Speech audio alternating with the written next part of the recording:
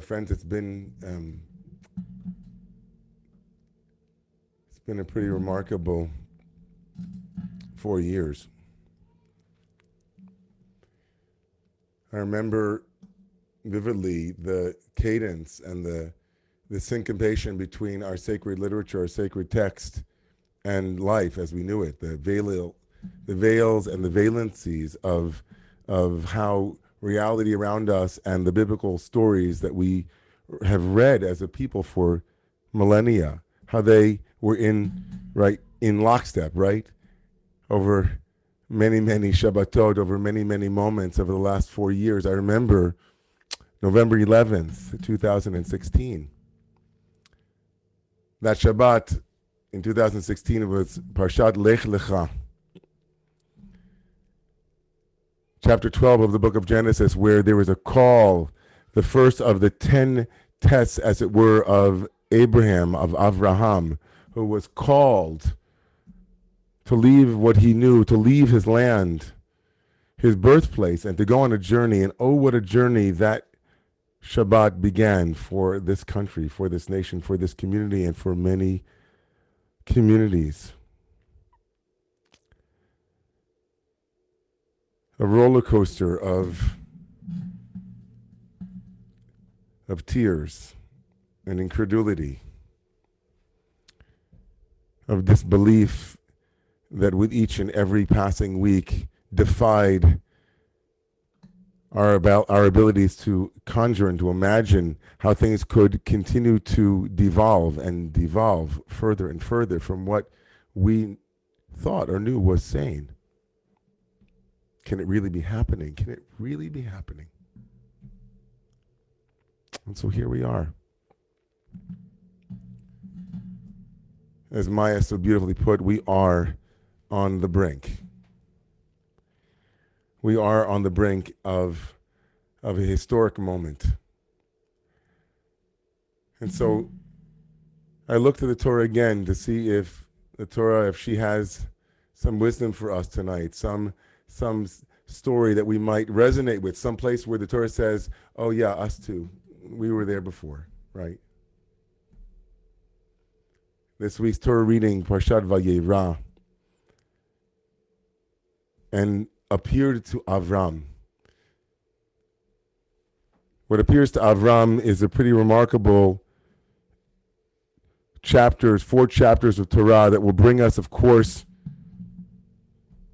the angels who give Avram and his wife Sarai the news that they will have a child. And while they're there telling him that good news, that gospel, they will also tell him about a little something that's going to happen in the city of Sodom and Amorah. The story of the nephew of Avram who was in the city of Sodom and Amorah, and the fighting that takes place between God and Avram, as Avram calls God, as it were. We'll come back to that in a moment. But that Avram, right, is then the Avram who later on in tomorrow morning's reading, which is so full of different narratives, will also bring us to the story of the banishment of Ishmael in chapter 21.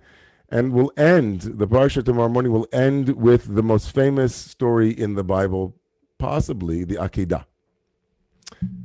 God appears to Avram and says to him, take your son, your only son, the one whom you love, Isaac, and bring him up to the mountain, a mountain that I will show you, and offer him there as a sacrifice. And Abraham does, and the poignancy, right? Abraham does what God asks of him, and he arrives at the moment of sacrifice. And these words come from heaven to stay his execution. Vayikra elav malach Adonai min hashamayim. And an angel of God called out, Vayikra. It's a very strong, Vayikra is not like any other word that says and spoke. It's a cry, it's a cri de cour, it's a scream, it's a proclamation, a voice. A herald said to Avraham, Avraham, Avraham. Abraham, Abraham. Vayomer hineni. And Abraham responds, here I am. This repetition of Avram's name, this Avraham, is in direct contrast to the beginning of chapter 22, where God calls to Avram not twice, but once. Abraham, and Abraham says yes. But here at this moment, as he's about to, right, the knife that he's lifted above his head is about to come down. The knife that he has lifted above his head is about to come down. And a voice comes from heaven and says, Avram, Avram, Abraham, Abraham. This duplication of Abraham's name signals the Mefarshim, the commentaries, to ask why the significance, why the repetition. Ibn Ezra, the great medieval exegete in Spain, writes, Lashon, right, chipazon. It was a hurried Avraham. It was a rushed voice of the angel saying, Avram, Avram, Avram, Avram. Other Mefarshim, other commentaries, the Ketava Kabbalah, later commentary says, Haita nafsho dvuka ba'avat ratzon kono. It wasn't a hurried moment because of the urgency that he had to quickly say it, but rather Abraham was so asleep at the wheel. He was so, well, he would say differently, he was so devoted, he was as if blinded by his love and passion to fulfill God's will. He was in a stupor. He needed someone to say, Avram, Avram, to yell him out of his sleep, to yell him out of his blind obedience, his blind devotion. Avraham was a wake-up call. That's the general vein of the repetition of Avram's name, and I would like to offer another one, and it comes back to chapter 19. And in order to understand it, I just want to say very briefly that the great modern Orthodox rabbi, Yosef Ber Soloveitchik, when he came to Genesis 1 and Genesis 2, two decidedly different creation narratives, wrote that there were two Adams, Adam 1 and Adam 2. He used it as a typology. And we don't even need that when we read chapter 19 and compare it to chapter 22 of the book of Genesis. It's not that there's Adam 1 and Adam 2, there is Avram 1 and Avram 2. Avram 1 is in chapter 19, the one who rails against the power, the greatest imaginable power, God, who says, I'm about to wipe out the city. And Avram says, wait a second, won't you save it for, and starts to list. And with each moment, as Avram challenges the greatest authority imaginable, he actually calls God to God's own greater self. He says, Hashofet kol haaretz lo yaseh mishpat. Will not the greatest judge of the earth, the one who is the definition of justice, not act justly? But that Avram is noticeably absent, isn't he? In chapter 22. Where has that Avram gone? Where has the Avram of chapter 19, the Avram who is the Rodef Shalom, the one who is seeking peace and seeking justice, the one who speaks truth to power, the one who is the chosen one, the one who was to lead the world towards a new vision? Where is that Avram in chapter 22? Somehow Avram has lost his way. Somehow Avram has been seduced by something, by some demonic force, by some dibuk, by some craziness, by something in him, so that by the time the angel arrives, he screams, Avram, you Avram, now asleep. Can you forget the Avram back in chapter 19? The one who knew truth. The one who had the courage and the spine to stand up even to the most powerful imaginable force. You, Avram, are better than this, says the angel. Avram.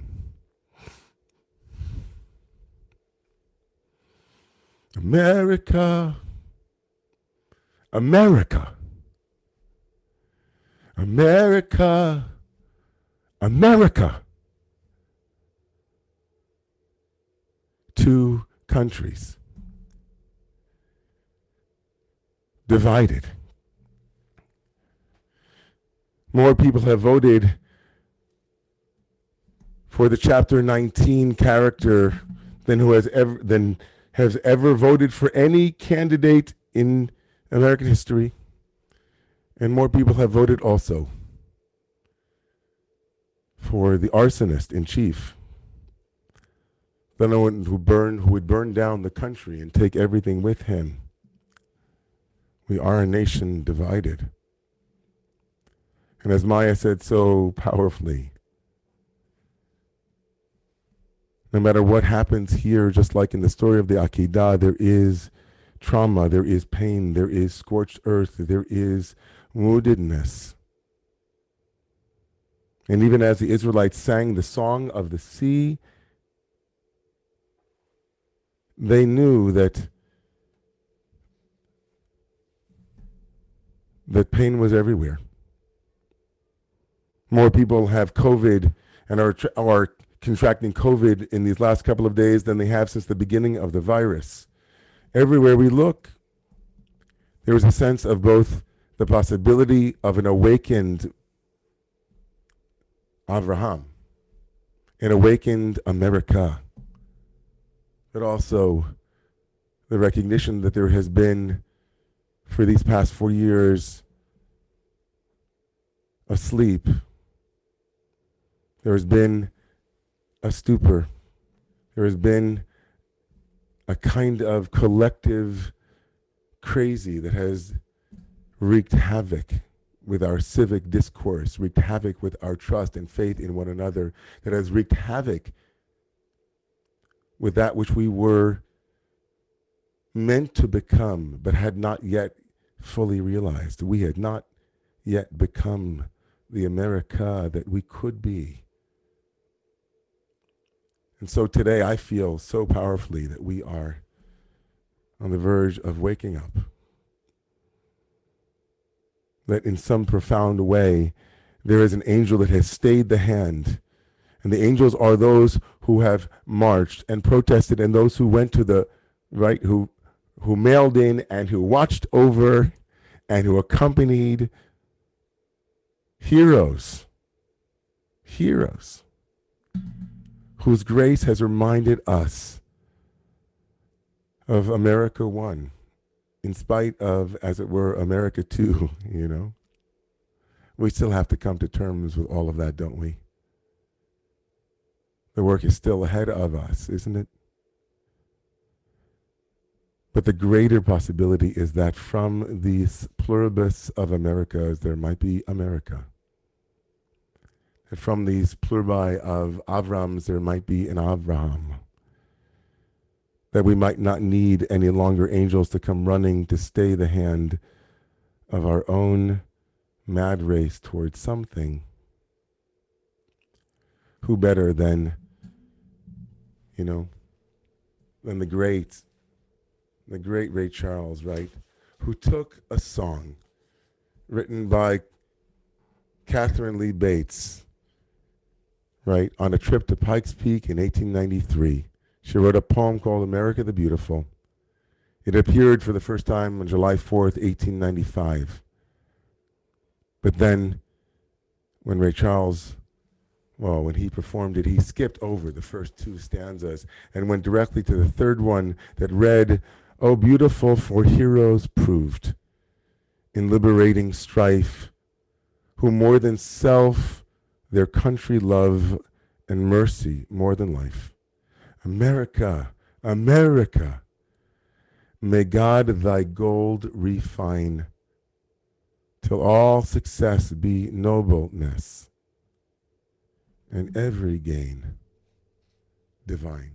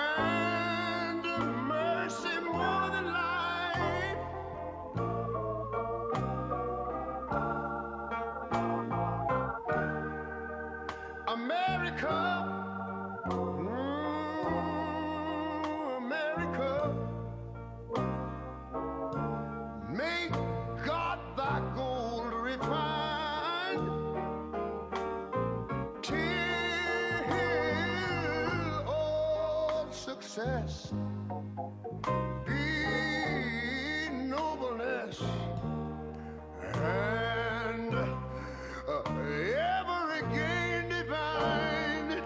And you know, when I was in school, we used to sing it something like this. Listen here. Oh, beautiful, far spacious skies, far amber waves of grain,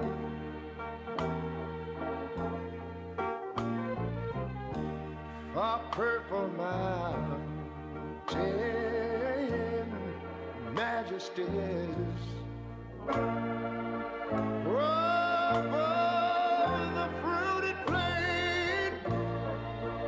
But now wait a minute, I'm talking about America, sweet America.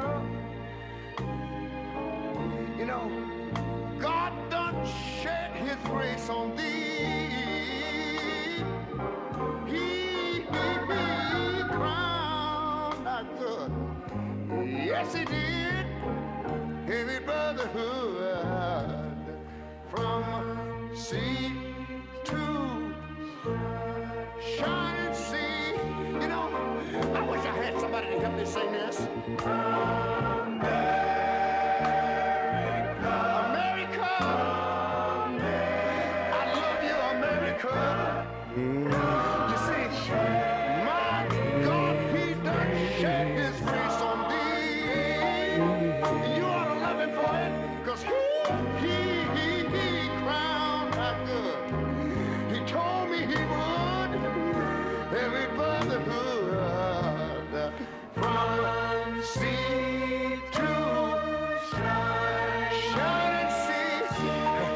Oh, Lord. Oh, Lord. I thank you, Lord.